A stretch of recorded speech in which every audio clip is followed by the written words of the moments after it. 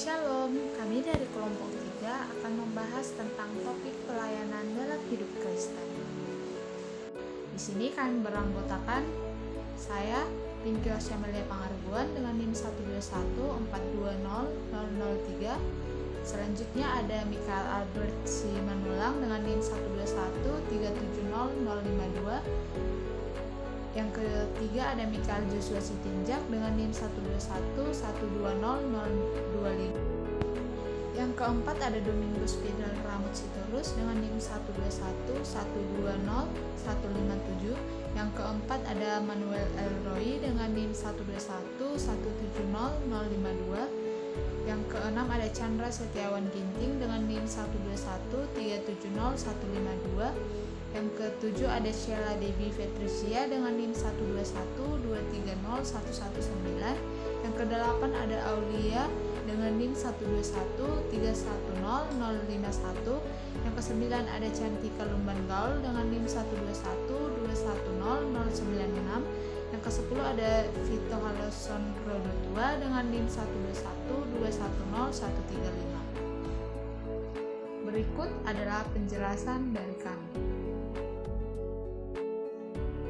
Pelayanan adalah vocatio, panggilan Allah. Di dalam perjanjian baru, pelayanan adalah bagian dari ibadah seseorang kepada Allah dan kepada sesamanya dalam nama Allah. Yesus memberi teladan bagi pelayanan Kristen. Ia datang bukan untuk dilayani, melainkan untuk melayani. Pada Markus 10 ayat 45, seorang Kristen perlu melayani sesamanya dengan memenuhi kebutuhan mereka dalam kasih dan kerendahan hati dalam demi Kristus. Pada Matius 20 ayat 26, tidaklah demikian di antara kamu, barang siapa ingin menjadi besar di antara kamu, hendaklah ia menjadi pelayanmu. Umat Kristen melayani sesamanya berdasarkan pengabdian mereka kepada Kristus dan kasih bagi sesama, tanpa membedakan apakah penerimanya sesama orang Kristen atau tidak. Pelayanan haruslah tidak membeda-bedakan dan tanpa pamrih, selalu membantu orang lain sesuai teladan Yesus. Pelayanan Kristen juga perlu memenuhi kebutuhan jasmani, emosional, mental, profesi, dan ekonomi sesamanya. Yesus melakukan itu dan kita harus mengikuti teladannya. Pelayanan pada zaman ini bernuansa profesi sebagaimana kita menyebut para pendeta, majelis, dan rohaniawan sebagai pelayan yang melayani sepenuh waktu. Pendeta memang hidup bekerja dalam sebuah pelayanan. Mereka juga melayani orang dan mereka dapat disebut sebagai pelayan. Namun pendeta bukan satu-satunya orang yang terlibat dalam pelayanan. Mulai dari gereja, mulai dalam perjanjian baru sampai hari ini, setiap orang Kristen harus terlibat dalam melayani sesamanya. Pelayanan ini dilakukan oleh hamba Allah dengan sadar bahwa dirinya telah ditebus oleh darah Kristus, mengaku dosa, dan berkomitmen dengan sungguh-sungguh kepada Allah untuk menjalankan tugas dan panggilan kepadanya. Inti dan koridor seseorang pelayan yaitu menjelaskan bahwa di dalam pelayanan menghadirkan nilai-nilai dan prinsip-prinsip yang relevan dengan kehidupan, yaitu A. Menghadirkan tindakan sukarela sesuai dengan kehendak Allah, bukan dengan paksaan. B. Menghadirkan pengorbanan dan pengabdian, bukan mencari keuntungan. C. Menghadirkan penyadaran dan kesadaran untuk bergiat bersama-sama, bukan hanya memerintah saja. Dan D. Menghadirkan keteladanan yang nyata, bukan teori yang abstrak. Kita memiliki banyak kesempatan untuk dapat melayani sesama yang ada di sekitar kita. Sebagai orang Kristen itu sendiri, kita diharapkan dan diwajibkan untuk dapat melayani antar sesama kita.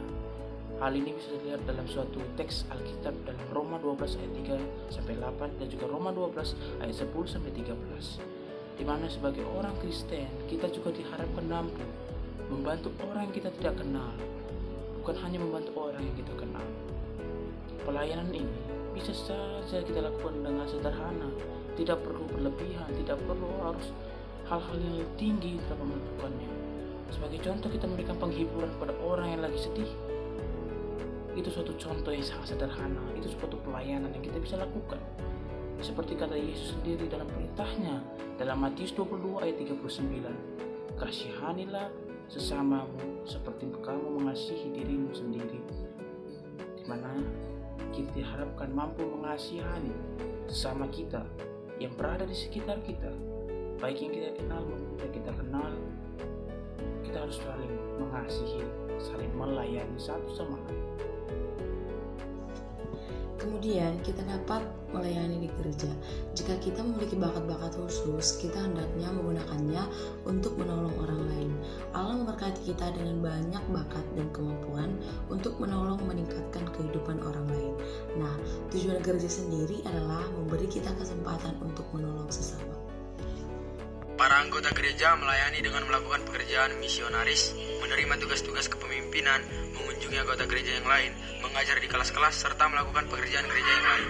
Pelayanan di gereja yang besar sangat membutuhkan manajemen pelayanan, karena ada banyak bidang yang harus dapat ditangani oleh orang-orang yang kompeten di bidangnya. Apalagi pelayanan yang dilakukan tersebut harus bersifat profesional.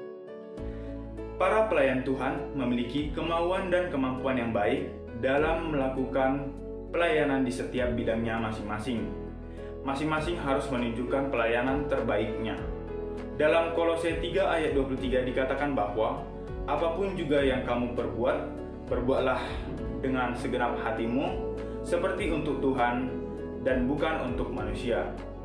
Pelayanan sangat-sangat berkaitan dalam kehidupan kita sehari-hari.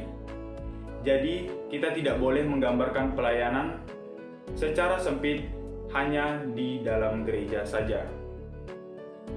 Yesus Kristus mengasihi kita semua lebih dari yang dapat kita pahami.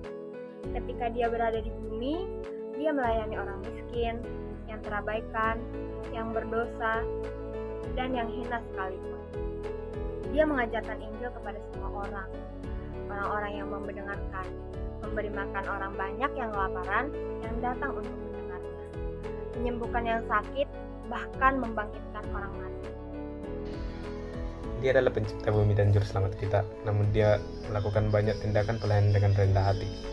Tepat sebelum penyalibannya, dia bertemu dengan para muridnya. Setelah mengajar mereka, dia mengambil ember berisi air dan handuk serta membasuh kaki mereka. Oleh karena itu, melayani tanpa membeda-bedakan itu harus, karena melayani juga dapat disebut sebagai bentuk kasih kepada Tuhan. Sekalipun kasih yang dilakukan oleh manusia kepada Tuhan itu tidak sebanding dengan apa yang telah Tuhan lakukan. Dengan melayani seseorang dapat menyenangkan hati Tuhan dengan talenta yang telah dikaruniakannya kepada setiap orang.